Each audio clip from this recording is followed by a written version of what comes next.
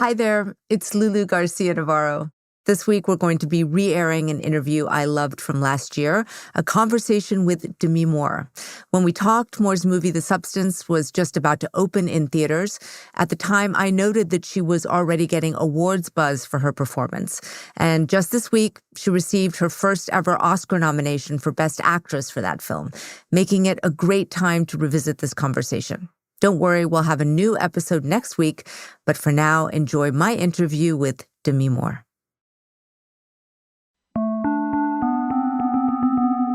From the New York Times, this is The Interview. I'm Lulu Garcia Navarro. It is hard to describe Demi Moore's new movie, The Substance. On the one hand, it's a dark comedy about the horrors of getting older as a woman in Hollywood, but it's also a literal body horror film. The basic premise is that Moore's character takes this strange elixir that allows her to create a younger, more perfect version of herself.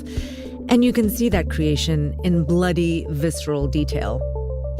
It's a movie that challenges us to look at what drives our celebrity-obsessed culture and the damage it does to our female stars. Moore is already getting awards buzz for it.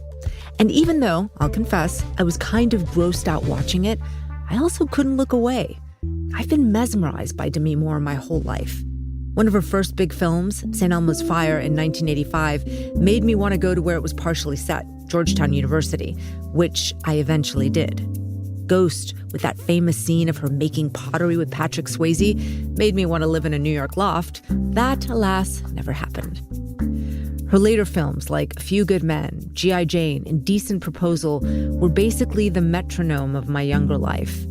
Along the way, I grew to admire her chutzpah as she became the highest paid actress in Hollywood, as well as an early advocate of pay equity more broadly, long before the issue was part of the national discourse. And after a stint away from Hollywood, in 2019, she penned a smart and revealing memoir about her tumultuous childhood, her iconic roles, and her high-profile marriages to both Bruce Willis and Ashton Kutcher. Moore is now in her 60s, and she tells me she's finally grown comfortable in her own skin and is upending expectations about what it means to be an aging woman in the industry that both embraced and judged her whole career. Here's my conversation with Demi Moore.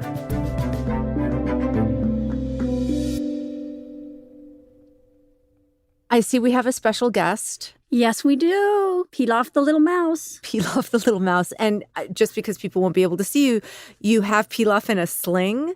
Yes. Generally, she likes to be close up to the heart. Right. That's her job. She regulates the heart. I'm a dog person, so I'm just like, we're just going to have her be here, and I'm very excited about that. All right. Let's talk about the new movie. Okay. I haven't stopped thinking about it since I saw it. You play Elizabeth Sparkle, which is a fantastic name. She's an aging actress turned celebrity fitness instructor. Why did you sign on to star in a movie about a woman who's aging in Hollywood and at war with her own body? Because obviously it felt very meta watching you do this. Well, first of all, let me say, on one hand, why it was easy for me to step in and do this is because I don't feel I am her. You know, this is a woman who has no family. She's dedicated her entire life to her career. And when that's taken, what does she have? And so I feel like, in a way, I had enough separation from her and at the same time, a deep internal connection to the pain that she was experiencing, the rejection that she felt. And I mean, I knew it would be challenging, but potentially really important exploration on the issue. Tell me what you sort of understand the issue to be, because there's so much in this film. Well, I think when I really look at it, for me, what was the most powerful is that it's not about what's being done to us, it's what we do to ourselves. It's the violence that we have against ourselves, the lack of love and self-acceptance.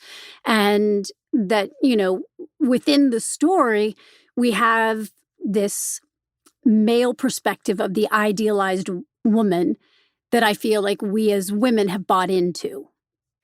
I mean, the movie starts with your character sitting down with a male executive and being told, when you turn 50, it's over. Is that something that you heard a lot working in Hollywood? I feel like it's less overt.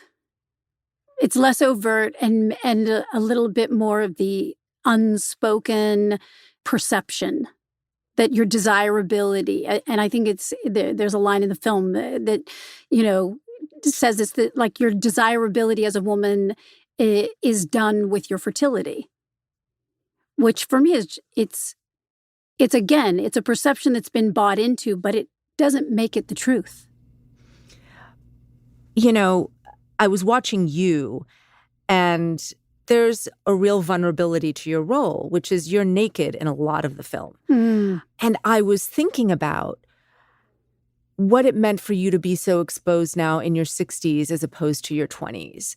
Because you have this duality here, right? You're playing with Margaret Qualley, who is, supposed to be the younger version of you. And I was wondering, are you more comfortable, less comfortable? I mean, going into this, I knew, like, this is not about me looking great.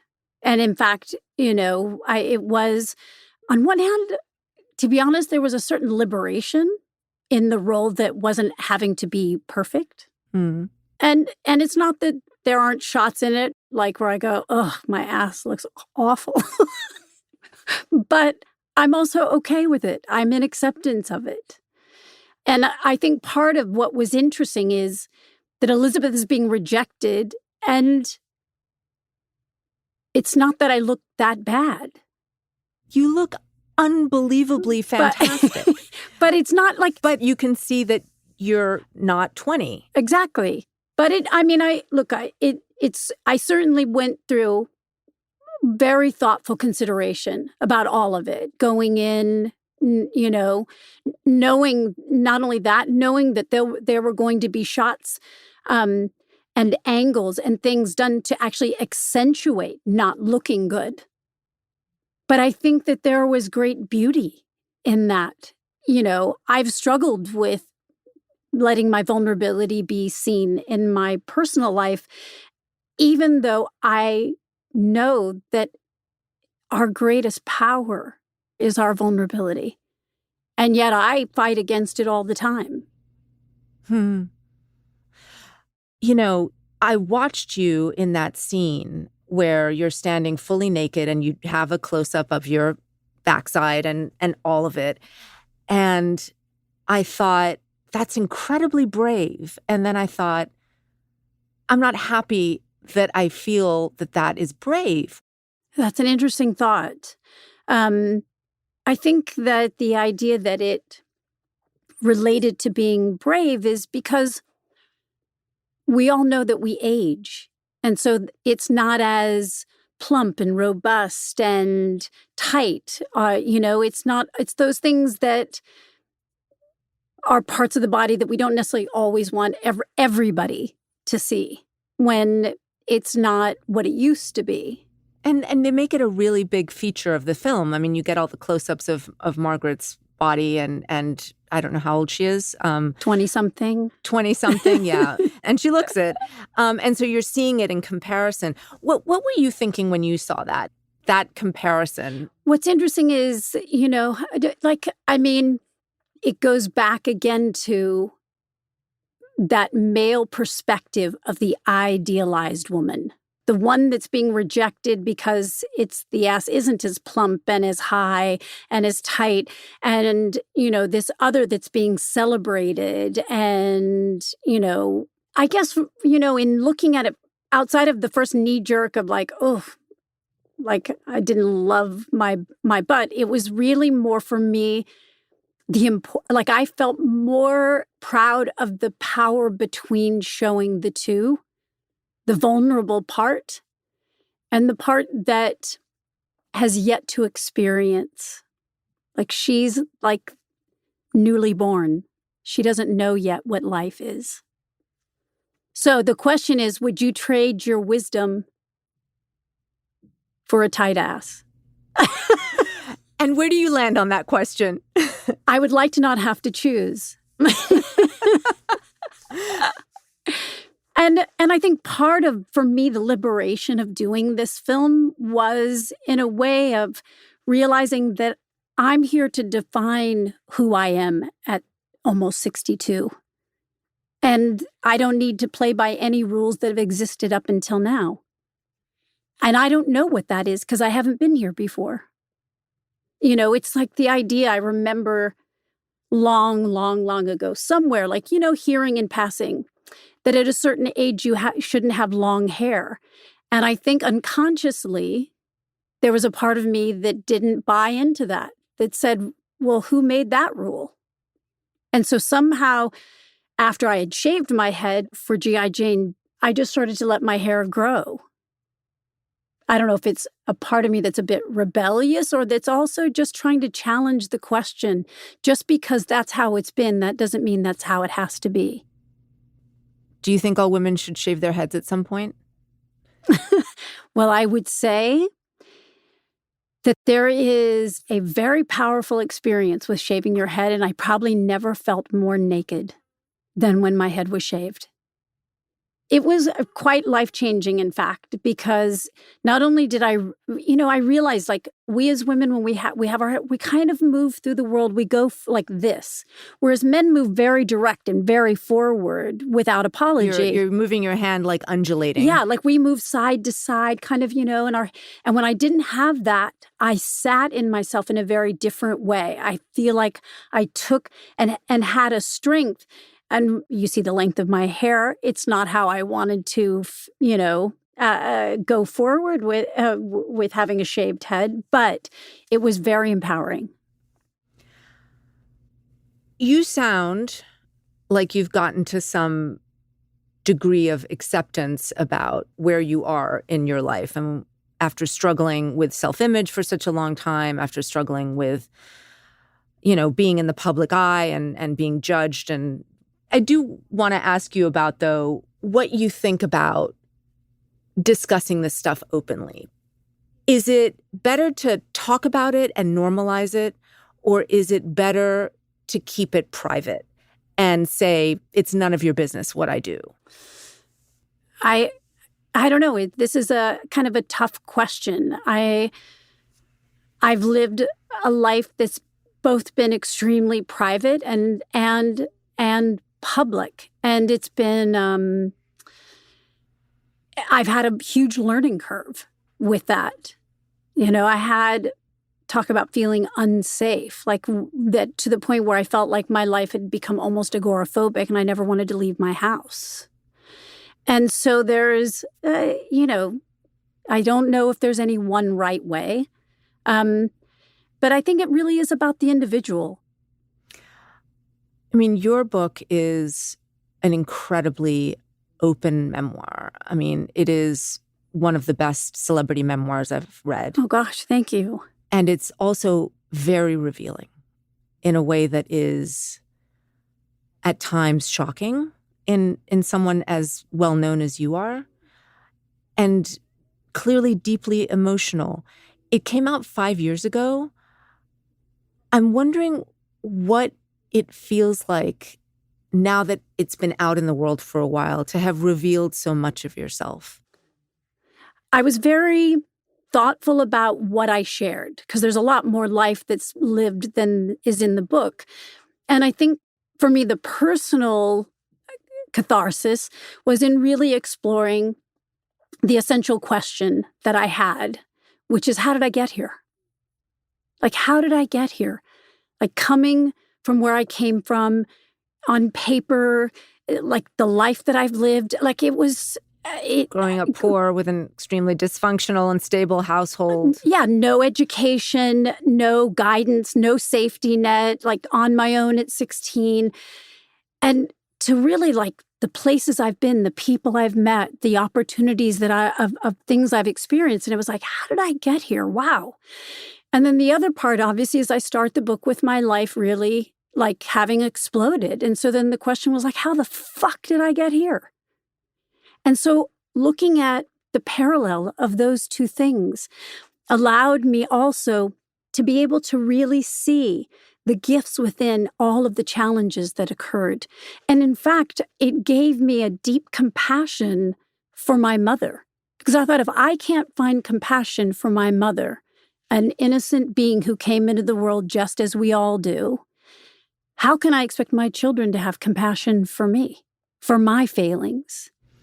That very difficult relationship with your mother, who was an alcoholic and bipolar, yes. And this very difficult upbringing that you had, it did send you on this journey of trying to control your body in different ways. Through disordered eating, through excessive exercise, through drugs and alcohol. You became sober, we should say, yes, in your 20s. When you were starting out in the industry, it must have been pretty common to have those issues. Do you remember talking to other young actresses about that stuff, or was it kept kind of private? I don't know if I ever had to, I can't think of anything specific. I think there was a general kind of sense about,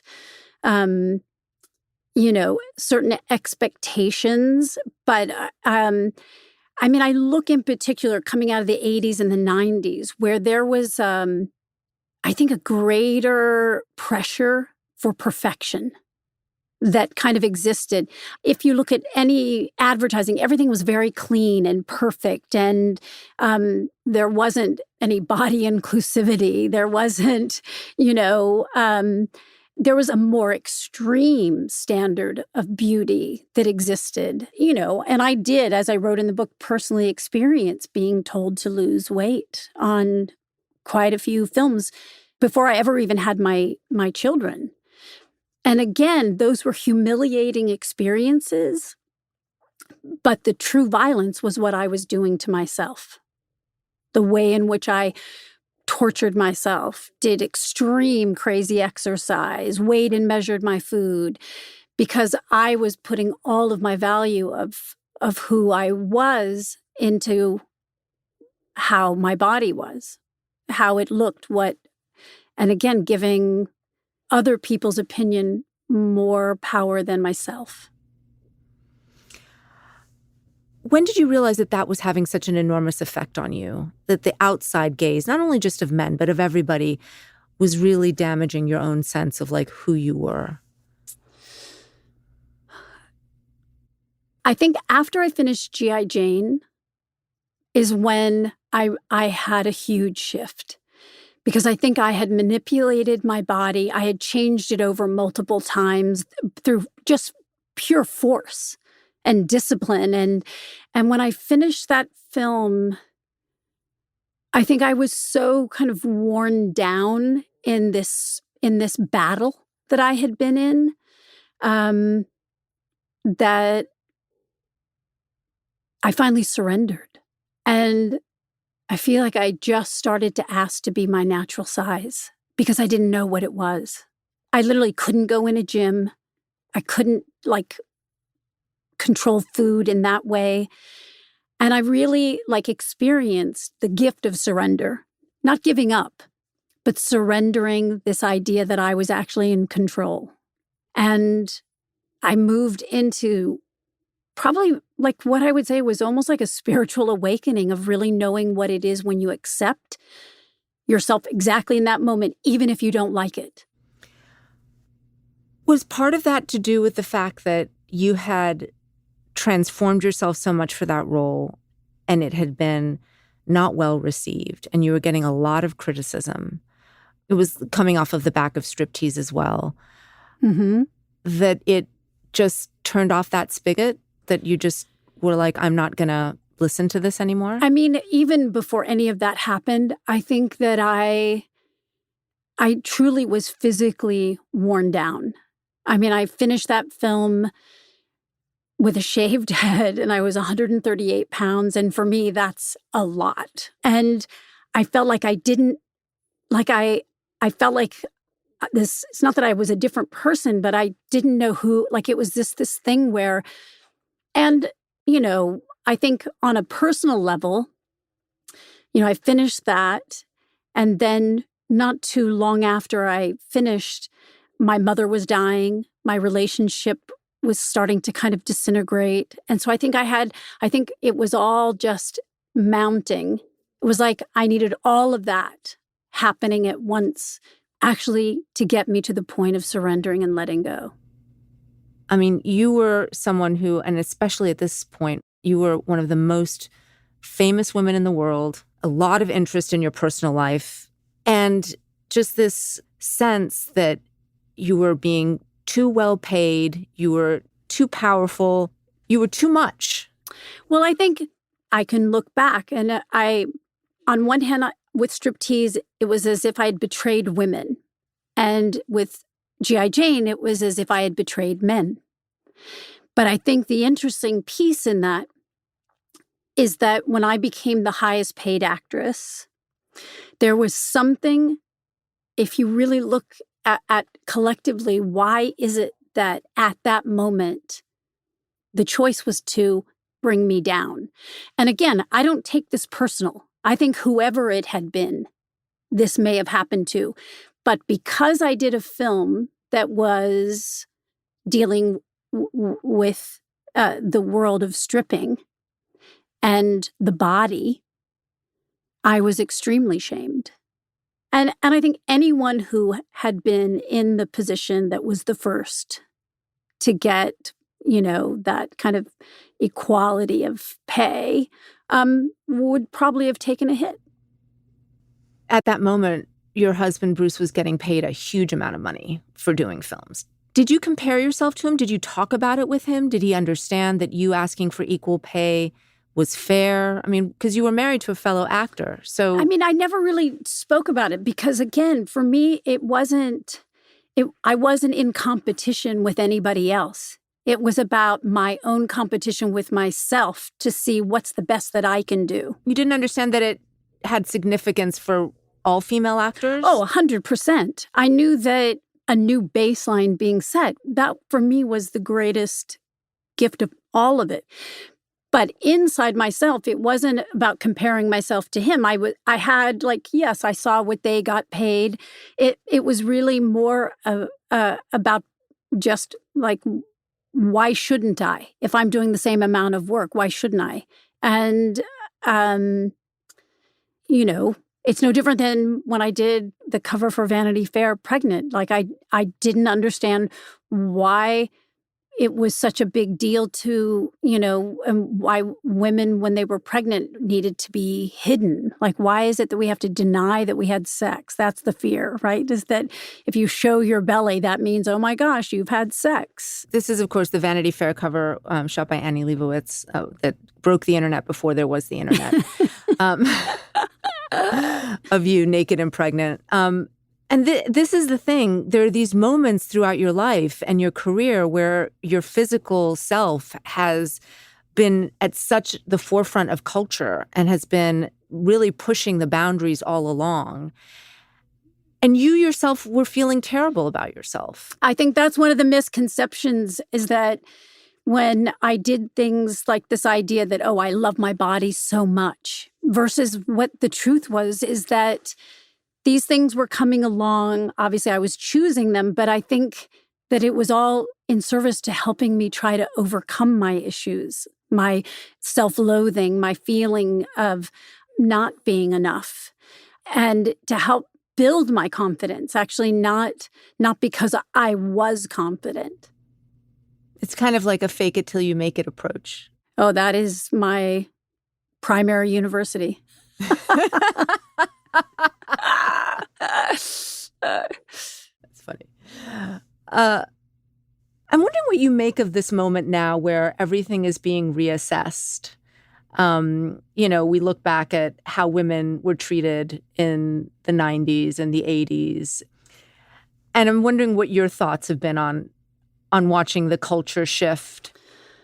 I'm excited to see the shift. I mean, it's what can I say? I think it's a natural progression of women stepping in and taking their place.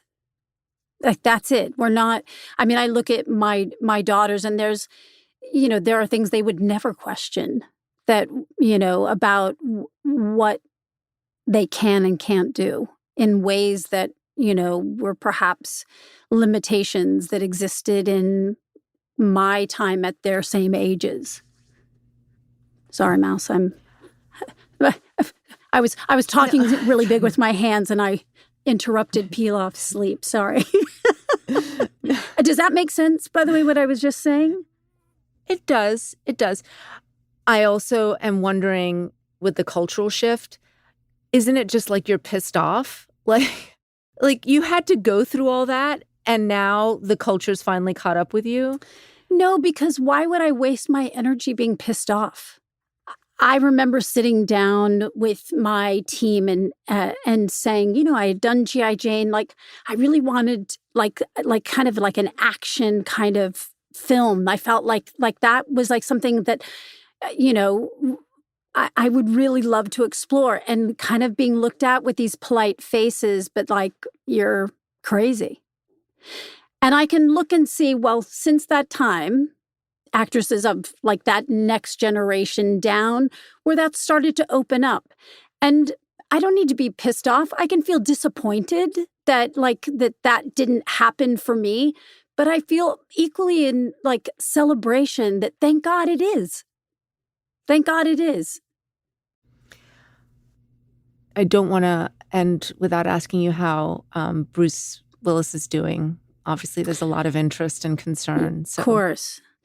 I think, you know, I think given the givens, where he's at is in a beautiful, stable place. And, you know, you really just have to take it one day at a time. I'm so grateful that our collective families are so close and, you know, that we spend time together, that we are in such support. And it's not something, you know, I would wish on anyone. But as I've said before, one of the most important things is that you really meet them where they're at.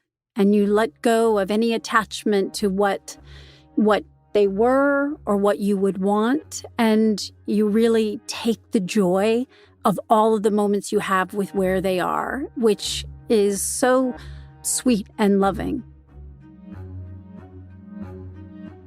After the break, I called Demi back and asked her about getting sober for the first time when she was 21 and what it's been like for her to experience the world as a sober person now. I can go into a room, a gathering, and if I'm uncomfortable, I don't need to try to take the edge off it. I can actually just go, oh, wow, isn't that interesting? I'm a little uncomfortable right now.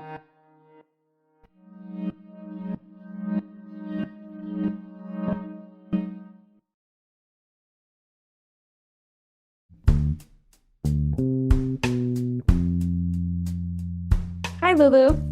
Hi. How are you? I'm good.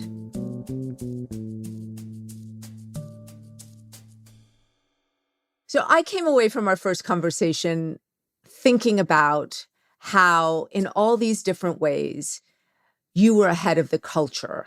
You know, you were an early champion of pay equity. You were an early champion of sex positivity. And the other thing we didn't really talk about is sobriety. And I'm someone who has been a year and a half sober myself. Congratulations. And I was wondering if you'd talk about your sobriety journey, if you feel comfortable with that. Yeah, within certain reason. It's, you know, I feel like I'm so grateful to be sober. The majority of my adult life, I've been sober. And it's so much more natural to me. And, you know, I really fit a profile of it being genetic. It's in my family. And as challenging as the moments that were low, I have to say I wouldn't exchange that for the quality of the life I have, most importantly, because it's given me emotional sobriety. Oh, explain what you mean by that. Well, I mean, I think everyone understands the idea of being sober from drugs, alcohol, sex, shopping, those kind of externalized things. But like what it is to be emotionally sober means how I'm choosing to live my life, the quality of how I interact with people, my ability to show up and suit up for others. That's all within my emotional sobriety. because all the things that are used to medicate, and it's not just drugs and alcohol, there's many things, food. I mean, and when you no longer have that knee jerk to numb yourself out, yes, life can be a little edgy, but now I know I can go into a room, a gathering, and if I'm uncomfortable, I don't need to try to take the edge off it. I can actually just go, oh, wow, isn't that interesting? I'm a little uncomfortable right now. Not reacting to the things. Yeah. I mean, I think what I know now is when you're numbing yourself out, your discernment for things isn't the same. So I know if I'm at a party, let's say, I know when to leave because I'm not going to be on the same level anymore with other people. And I'm okay with that. Like I recognize I have two speeds, go and go faster. And so, like drugs and alcohol just aren't a right fit for me. Reading about how you became sober, which was during St. Elmo's fire, and the director basically having an intervention and saying, you have to go do this. Lots of people who've struggled with addiction have had those moments, but you kind of stuck with it. And I'm wondering, looking back now, why you think that was. Well, I think at that time, I remember being sent to this place and they wanted to check me in for treatment and me saying, well, I can't because I'm going to start a film. And they said, what's more important to you, the film or your life? And I said, the film, because that was my only sense of self and value. And so the incredible gift, like I really feel like it was divine intervention, is that by them sticking their neck out for me to stay in the film under the circumstances, gave me something more than me to want to. And in a certain way, it was my fear. It was my fear of losing this thing that I was pursuing that was really meant everything at that moment. I didn't have enough of myself to do it for me. And I think it really kept me sober. But I want to just clarify, just so that I'm, being transparent. I did step out. I did a detour, and I had almost 20 years of sobriety. I had a detour, and now I have over 12 years. And the detour, I think, I was really young when I got sober. I was not yet 22. And I think, as much as there's one part that says, boy, it would have been nice not to have to have opened that door, but it solidified without any question for me which path I wanted to take. Was it hard to get sober again? I think when you have that much time and you open the door, it's difficult because there's a part of you that feels like you knew better. And so that you want to prove that you can manage it. And managing it is just not in my makeup. It's not in my chemical response to alcohol, but I sure gave it a hell of a shot.